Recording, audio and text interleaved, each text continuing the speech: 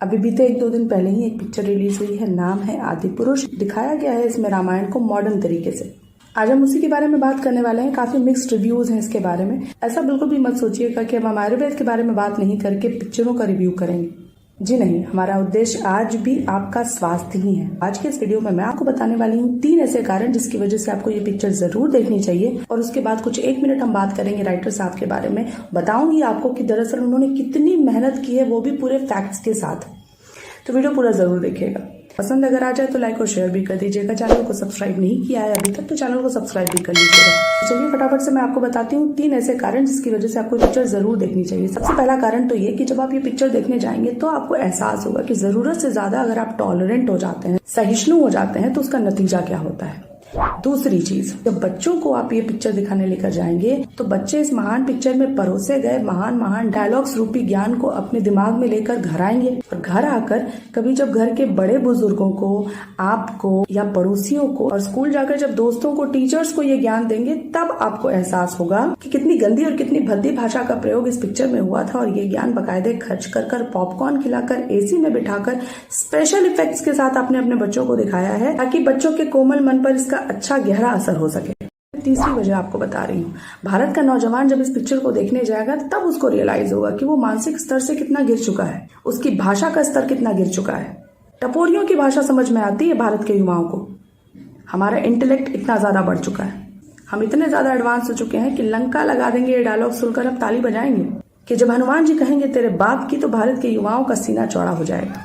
अब बात कर लेते हैं राइटर साहब की। अभी रिसेंटली एबीपी न्यूज पर इनको निमंत्रण दिया गया था। बहुत निडर होकर ये आए थे, बहुत निडरता के साथ, बड़ी दिलेरी के साथ इन्होंने अपनी मेहनत की दास्तान यहाँ सुनाई जो इन्होंने इस रामायण को लिखने में की है। डायरेक्टर साहब के बारे में बात इस वजह से नहीं कर रही हूँ क्योंकि राइटर जो लिख के देगा वही तो डायरेक्टर बनाएगा। और जब हमारा राइटर इतना साहसी है तो डायरेक्टर का दुस्साहसी होना तो बनता है। राइटर साहब जब एबीपी न्यूज पर आए थे तो उनकी मानसिक स्थिति को समझिए।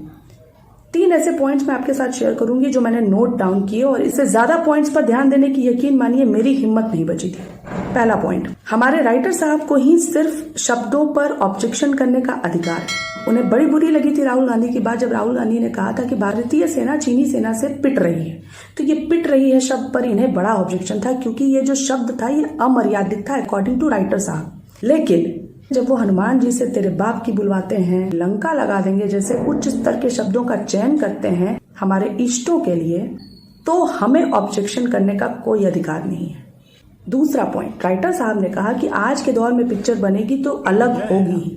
जाहिर सी बात है अलग होगी क्योंकि आज के दौर का जो भारत है उसके युवाओं की, आपकी, मेरी, हमारी मानसिकता का स्तर बहुत ज्यादा घट गया है।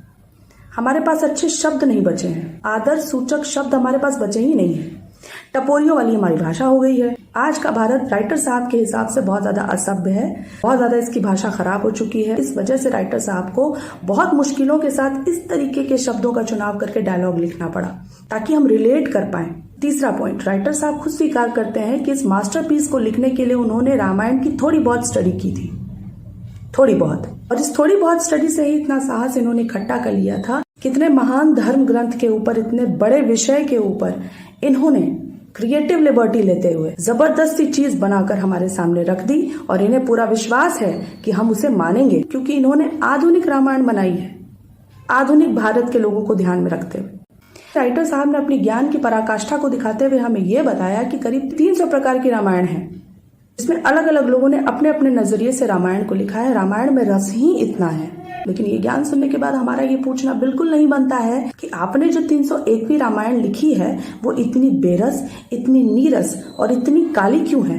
अब इससे ज्यादा इनकी प्रशंसा करने के लिए मेरे पास शब्द नहीं है। इस टॉपिक का चुनाव मैंने इस वजह से किया क्योंकि हम आयुर्वेद के बारे में बात करते हैं। आयुर्वेद का हमेशा से ये उद्देश्य रहा है कि हमारा समाज स्वस्थ हो। न केवल हमारे अपने स्वास्थ्य की जिम्मेदारी हमारे ऊपर है बल्कि हमारे आने वाली पीढ़ी की भी स्वास्थ्य की जिम्मेदारी हमारे ही कंधों पर है।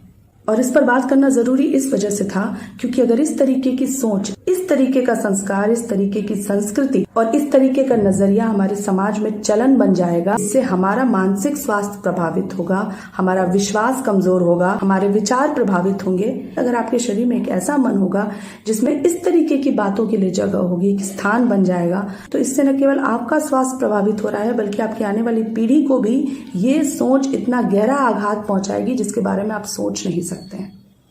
आयुर्वेद का ये मानना है कि अगर मन स्वस्थ होगा तभी शरीर स्वस्थ रहेगा। इस वजह से अपने इस चैनल पर, जिसमें हम आयुर्वेद के बारे में बात करते हैं, स्वास्थ्य के बारे में बात करते हैं, इस टॉपिक पर बात करना बहुत जरूरी था। आप मुंतशिर साहब की रामायण देख लीजिए और वो रामायण देख लीजिए जो रामानंद सागर जी ने बनाई थी। दोनों को देखने के बाद आपके मन के भावों में जो परिवर्तन महसूस आप करेंगे वो आपको ये बताएगा कि इस तरीके की चीज जो आपको दिखाई जा रही है वो आपके स्वास्थ्य के लिए, आपके मानसिक स्वास्थ्य के लिए, आपके शारीरिक स्वास्थ्य के लिए कितनी घातक है। उम्मीद करती हूँ मेरा संदेश आप तक पहुंच गया होगा। अगर मेरी बात से किसी को भी दुख पहुंचा हो तो हाथ जोड़कर क्षमा चाहती हूँ। बस आपसे ये कहना चाहूंगी कि मेरे उद्देश्य को समझिए। मिलते हैं किसी और वीडियो में और अच्छी जानकारी के साथ। तब तक के लिए अपना ख्याल रखिए। Stay healthy and stay fit.